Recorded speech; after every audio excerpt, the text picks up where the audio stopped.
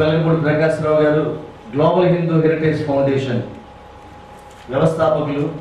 అమెరికాలో కొన్ని వేల మంది ప్రవాసాంధ్రులు, కెనడాలో కానివ్వండి, ఇతర దేశస్తులు చాలామంది, ఎవరైతే ప్రవాసాంధ్రులు అన్నమాట కాదు, ప్రవాస భారతీయులు అందరూ కూడా ఇందులో సభ్యులుగా వేల మంది ఇందులో ఉన్నారు. మేము SevaTemples.org అనే ఒక వెబ్సైట్ ఉంది మాది. అలాగే ఇటీవలే 24 గంటలు కూడా భక్తి ఉద్యమం అందరికీ వినిపించాలని ఆలయవాణి అనేటువంటి ఒక వెబ్ రేడియో కూడా స్టార్ట్ చేశాం. ఆలయవాణి.org. ఎంతోమంది రామకృష్ణ మఠ్ కానివ్వండి,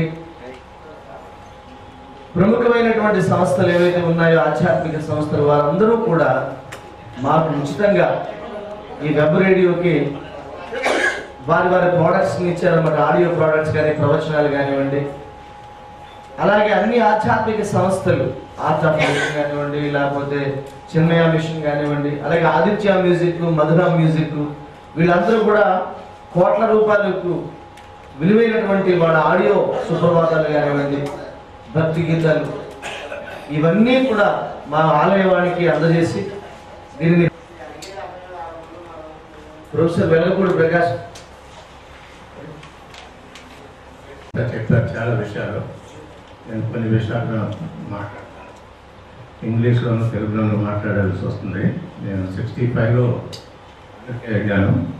సో 48 ఇయర్స్ అక్కడే ఉంటున్నాను కాబట్టి అంత స్వచ్ఛంగా తెలుగు మాట్లాడటం దాకా పోయినట్టుంది. ఏమంటే 2006లో నేను రిటైర్ అయినాను. విజయవాడలో న్యూస్ పేపర్ చదువుతున్నాను అన్నమాట. ఈనాడు ఆగస్ట్ 26, 2006లో కింద ఒక న్యూస్ ఐటమ్ చూశాను అన్నమాట. Andhra Pradesh government allotted crores of rupees for the construction of new churches, old churches ని రెనోవేట్ చేయాలని. అది చూడంగానే సంభావన నాకు ఇక నా ఒళ్ళు తత్తరించింది. ఏమిరా భారతదేశం ఇట్లా అయిపోతుంది, ఎవరు పట్టించుకోవట్లేదు అన్న ఉద్దేశంలో నేను ప్రెసిడెంట్కి, ప్రైమ్ మినిస్టర్కి, చీఫ్ మినిస్టర్కి అందరికీ రాశాను. వాళ్ళకి తెలియదని, వాళ్ళకందరికీ తెలుసు. నేను స్టూపిడ్ని, నాకు తెలియదు, నాకేం తెలియక అనుకున్నాను. సో తర్వాత చాలా కథ ఉందండి. నేను అమెరికా వాసిని కాబట్టి నేను కోర్టుకు వెళ్ళలేను. సో ఇద్దరిని పట్టుకుని ఒక 2 వీక్స్ లోపల హైకోర్టుకు వెళ్ళి అది స్టాప్ చేయించాం అన్నమాట. ఇది ఆ ఫండ్స్ పోకుండా ఈ కన్స్ట్రక్షన్ వాటికి. ఇక దాని తర్వాత ఏం చేయాలి మనం భారతదేశానికి? మనం అక్కడ పుట్టి పెరిగాము. అది తల్లి కన్నా ఇంకా మించిన దేశం ఇది. యావత్ ప్రపంచంలో చూస్తే మన సంస్కృతి, కడమ సంస్కృతికి ఎంత కాంట్రిబ్యూట్ చేసిందో మీరు చదివితే కానీ తెలియదు. సైన్స్ అనుకోండి, ఫిలాసఫీ అనుకోండి, ఏదైనా సరే, ఏ రంగంలో అయినా సరే ఇటువంటి సంస్కృతి మీకు తెలియదు.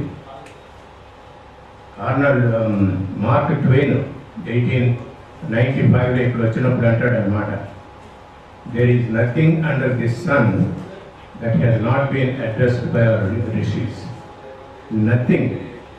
ఏ సబ్జెక్ట్ అన్నా చూసుకోండి, ఏదన్నా చూసుకోండి, మన ఋషులు అన్నీ అడ్రస్ చేశారు. సో ఇప్పుడు ఒకసారి నేను అమెరికా వెళ్ళాను. ఈ గ్లోబల్ హిందూ హెరిటేజ్ ఫౌండేషన్ ఒక 15 మెంబర్స్తో స్టార్ట్ చేసాము. అక్కడ నుంచి ఏం చేయగలం మనం? ఆ ఉద్దేశంలో కొంతమంది వ్యక్తులతో పరిచయం చేసుకుని ఒక 2 సంవత్సరాలు పాదయాత్రలు చేశాము. తర్వాత రోడ్లు ఉన్నదంతా తిరుగుకుంటా టెంపుల్స్ మాకు ఇచ్చేసేయండి, ఎందుకు గవర్నమెంట్ చేతిలో ఉండాలి అని ఆయన తర్వాత పిలిచారు. మేము సబ్మిట్ చేశాము. ఏమిటంటే ఒక్క హిందూ టెంపుల్స్నే చట్టాలకు సంబంధించినటువంటి చట్టపరమైన విషయాల మీద అవగాహన ఏర్పరచడం కోసం పలు విషయాలు మాట్లాడతారు. సరే, మనకు ఒక రాజ్యాంగం ఉంది, 1950 నుంచి అమల్లో ఉంది. ఈ రాజ్యాంగం ప్రకారము central government central union list, state list, అలాగే కాంక్రీట్ లిస్టు, అంటే ఈ సబ్జెక్ట్స్ మీద ఏ చట్టాలు చేయొచ్చు అని చెప్పి వివరణ ఉంటుంది. అలా చూసుకుంటే ఈ మతపరమైనటువంటి లేదా చారిటబుల్ ఇన్స్టిట్యూషన్స్ ఏవైతే ఉన్నాయో ఇవన్నీ కూడా కాంక్రీట్ లిస్టులోకి వస్తాయి. అంటే కేంద్ర ప్రభుత్వము చట్టం చేయొచ్చు, రాష్ట్ర ప్రభుత్వాలు కూడా చట్టం చేయొచ్చు. అలా మనం చాలా చట్టాలు చూస్తుంటాం. మీ అందరికీ తెలుస్తుందే, సివిల్ ప్రొసీజర్ కోడ్ అని, క్రిమినల్ ప్రొసీజర్ కోడ్ అని, ఇండియన్ పీనల్ కోడ్ లాంటి పేరు మనం వింటుంటాం. ఇవన్నీ కూడా కాంకరెంట్ లిస్టులో ఉన్నవే. అంటే కేంద్ర ప్రభుత్వం కూడా దేశంలో ఉన్నటువంటి దేవాలయాల వ్యవస్థ మీద ఆలోచించి ఒక సమగ్రమైన చట్టం చేసే అధికారం కేంద్ర ప్రభుత్వానికి ఉంది. ఎప్పుడైతే కేంద్ర ప్రభుత్వం చట్టం చేసిందో ఎంట్రీ నెంబర్ 28 కాంకరెంట్ లిస్టులో ఎంట్రీ నెంబర్ 28 ప్రకారం కేంద్ర ప్రభుత్వం కూడా దేవాలయాలు వీటికి సంబంధించి అడ్మినిస్ట్రేషన్ సంబంధించి చట్టం చేసే అధికారం ఉంది. దురదృష్టవశాత్తు ఇంతవరకు ఆ ప్రయత్నం దేశంలో జరగల. ఏ రాష్ట్రానికి ఆ రాష్ట్రానికి దేవాలయ ధర్మాదాయానికి సంబంధించినటువంటి చట్టాలు ఉన్నాయి. కేరళలో ఉన్నాయి, మహారాష్ట్రలో ఉన్నాయి, ఇంకా తమిళనాడు, కర్ణాటక, మన ఆంధ్రప్రదేశ్, ఒరిస్సా అనే రాష్ట్రాల్లో కూడా ఉన్నాయి. పెడుతున్నాం. దేవుడి ముందు నుంచుని మనకు సంబంధించిన కోరికలన్నీ ఏకరు పెట్టుకుంటున్నాం. ఎంతసేపు దైవం నుంచి కూడా మనం లబ్ధి పొందాలని ఆలోచిస్తున్నామే తప్ప ఆ దైవాన్ని కాపాడాలి అనేటువంటి ఆలోచన వెళ్ళిన భక్తుల్లో ఒకళ్ళకి కూడా లేకపోవడం చాలా దురదృష్టకరం. ముఖ్యమైనటువంటి విషయం, దైవం తర్వాత దైవ స్వరూపంగా ఉండేటువంటి అర్చకులకు కానీ, ఆలయంలో ఉండేటువంటి గౌరవప్రదమైన వ్యక్తులకు కానీ గౌరవాన్ని కూడా ఇవ్వకుండా ఏకవచనంతో సంబోధన చేస్తూ కేవలం మేము డబ్బులు ఇస్తున్నాం కాబట్టి దేవుడు దానం పెట్టుకునే అవకాశం ఉంది అనేటువంటి ఆలోచనలో ఈవేళ వ్యవస్థ మారడానికి మనమే కారణం అవుతున్నాం. దానికి బయట వాళ్ళు ఎవరో కారణం కాదు. భగవానుడి యొక్క అంశలో సనాతనమైనటువంటి హిందూ ధర్మానికి ఇలాంటి పెనుముప్పు ఉంటుంది అని ఆలోచించిన మహర్షులు ఒక విధానాన్ని రూపొందించారు. ఈవేళ అన్నిట్లకంటే అసలు దైవాన్ని కాపాడుకుంటమే భారతదేశంలో ఒక పెద్ద సవాలుగా పరిగణించింది. Temples are getting probably not even 1% of them are getting అండి. ఎందుకంటే నా స్టాటిస్టిక్స్, అన్లెస్ మీ దగ్గర ఏమైనా స్టాటిస్టిక్స్ ఉంటే దట్ ఈస్ ఫైన్, మీరు చెప్పవచ్చు. అది పథకం మొదలు పెడతారు కదండి, లాస్ట్ 5-6 years నుంచి ఏది పథకం పట్టినా not even 1% will benefit out of అండి. 1% కూడా కాదు. మీకు ఏమైనా స్టాటిస్టిక్స్ ఉంటే చెప్పండి, ఎన్ని దేవాలయాలకి ధూపదీప ఇప్పుడు ఇస్తున్నారు అనేది. అదొకటి అండి. రెండోది, తమరు అంటే ఇది ఒక వన్ ఆఫ్ ది సజెషన్స్, చిన్నపిల్లలు ఉన్నారు కదండి 5 years నుంచి, ఇప్పుడు మీరు అక్షరాభ్యాసం చేసామంటున్నారు కదా, కొంత లోకల్గా అందరినీ ఇన్వాల్వ్ చేసి సండే స్కూల్ అనేది మీరు మొదలు పెట్టాలండి. అన్ని టెంపుల్స్ అంటే అన్నిటికీ కాదు, let us say maybe 100 temples in Andhra Pradesh. Sunday school పెట్టి చిల్డ్రన్ 5 నుంచి, ఇప్పుడు ఇయర్స్లో మాకు ఇప్పుడు పెద్ద టెంపుల్స్లో కనీసం 500 students ఎవ్రీడే వస్తారండి.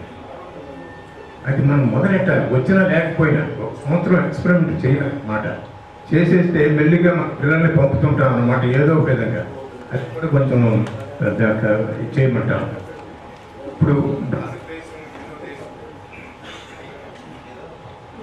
భారతదేశం హిందూ దేశం అండి, ఇది కించపరిచేది కాదండి. అన్ని మతాలు ఒకటి కాదండి.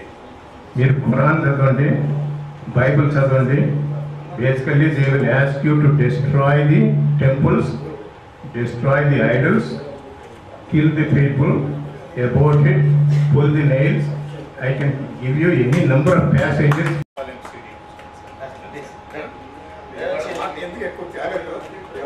నేను ఒక 500 దేవాలయాల సీరియల్ పంపించి, సీరియల్ కాదు సీరియల్ ప్రతి దేవాలయంలో గోమాత గురించి, అలాగే అన్నదానం గురించి మారుమోగాలి.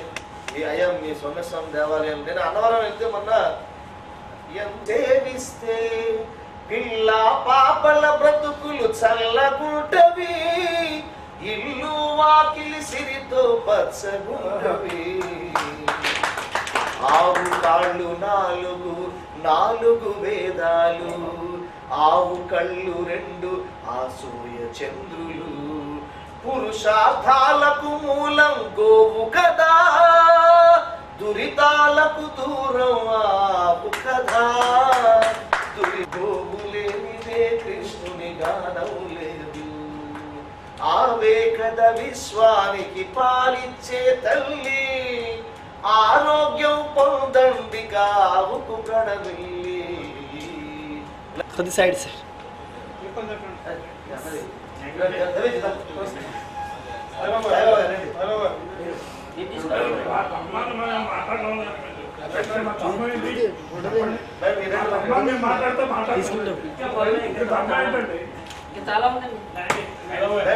ఆయన పొడుగు సాయిబాబా గారు సాయిబాబా గారు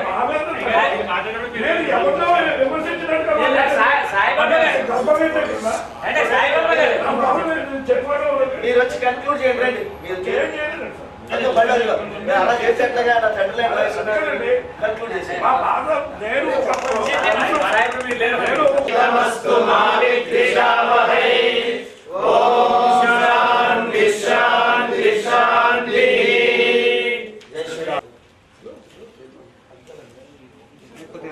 ఒక్క నిమిషం వీడియో అయిపోయింది.